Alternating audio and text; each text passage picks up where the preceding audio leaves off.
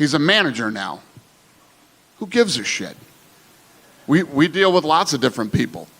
Dana White loves to blame greedy managers when a fighter wants more money. But this story is about how the UFC will still happily work with those same managers the moment they help get a deal done on the UFC's terms. Dana's about to tell you exactly how he wants this whole new manager, new rival conversation to land. No nuance, no respectability politics, just a blunt reminder that in his world, the UFC doesn't get picky about who's across the table if a deal needs to get done. He's a manager now. Who gives a shit?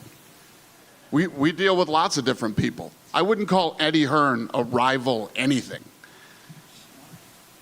Dana, going back to He's a manager. And when the idea is, wait, isn't this guy basically a rival promoter too? Dana doesn't treat that like a real threat. He treats it like an insult to even call it competition. Listen to how he talks about Eddie Hearn like he's not even worth the label. It's like a rival promoter plus a manager. Is he a rival promoter? He's another I haven't promoter. seen a fucking rival anything from Eddie Hearn or any of these other guys. He doesn't just brush it off once, he turns it into a running joke. The sarcasm is doing a job here. If he can make the whole thing sound ridiculous, then nobody's supposed to take the manager problem seriously in the first place. And then, Eddie Hearn is a manager now. My rival, Eddie Hearn, holy shit. Who else? Then comes the real framing. Managers aren't special, they're interchangeable. Dana's basically saying, we've dealt with a million of these guys for 25 years. Like any new name, Eddie Hearn included, can't possibly change the leverage in the room. Manager, there's a fucking million of them and we deal with them all. And, have you ever heard, us having problems with dealing with a manager? What is Eddie Hearn gonna bring to the management table that we haven't seen in the last 25 years? But the moment money gets mentioned, the tone tightens. Dana brings up Hearn talking about not making money after signing with them. And Dana's line is essentially, that's not my problem. This is the pressure point. Managers want their cut, and Dana hates that conversation. And where he sits and before tonight, right? And, Eddie Hearn was talking about, after he signed with us, I never made any money with that guy. And I told you guys, not his job.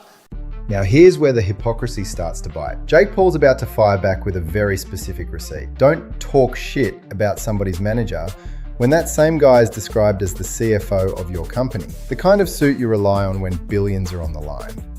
You want to talk shit about my manager who is the CFO of your company that helped you sell it to Endeavor, $4 billion? Guy that's standing in the middle, apparently that's his manager. And that guy used to be an accountant for me. And this isn't some one-off slip. Dana's had a long pattern of going nuclear on people when the money narrative threatens him. In this next beat, he's talking about Oscar De La Hoya, calling him a liar over what fighters were paid. And the language is as extreme as it gets. Who does that, Then he came out and said that, he basically lied about what guys had been paid, what we were paying fighters, what Chuck Liddell made, what Tito made.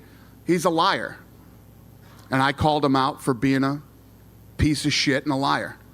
What makes it even more telling is Dana doesn't frame these blow-ups like accidents. He leans into it, like if you want a public war, he's happy to be that guy. That's a tactic. Intimidate, dominate headlines, and keep the pay conversation on his terms. Now you're with Roy Jones. Wait till you see what we do this year. Wait till you see what happens with Oscar De La Hoya in the next 3 years. So what's your prediction for the zone? Listen, you guys know me, man. Some of you have known me for a long time. You want a battle? I'm your guy. But behind closed doors, notice how quickly the energy changes when business needs cooperation. Eddie Hearn describes getting a message about a London date, July 23rd, and the conversation is immediately practical. Are you going? And do you want me to move it? Dana messaged me 2 days ago and said, look, are you going July 23rd? And I said, possibly. And he said, look, we're going July the 23rd in London. Do you want me to move it or do you want... And Hearn says it out loud. If they land on July 23rd, they'll speak to Dana so the main events don't clash. And he calls it good to have that relationship. So yeah, Dana will clown the greedy manager archetype in public and then coordinate with the same people when it protects the business. We're not confirmed for July 23rd. If we do go July 23rd, we'll speak to Dana and make sure that the bulks of the main events don't clash. And it's good to have that kind of relationship. I said that to Ariel yesterday. I think he asked me about Canelo, and obviously there's a UFC event next weekend. Dana's playbook isn't, we don't work with managers. It's we'll roast you when you push a money narrative we don't like. Then we'll work with you the second it benefits us.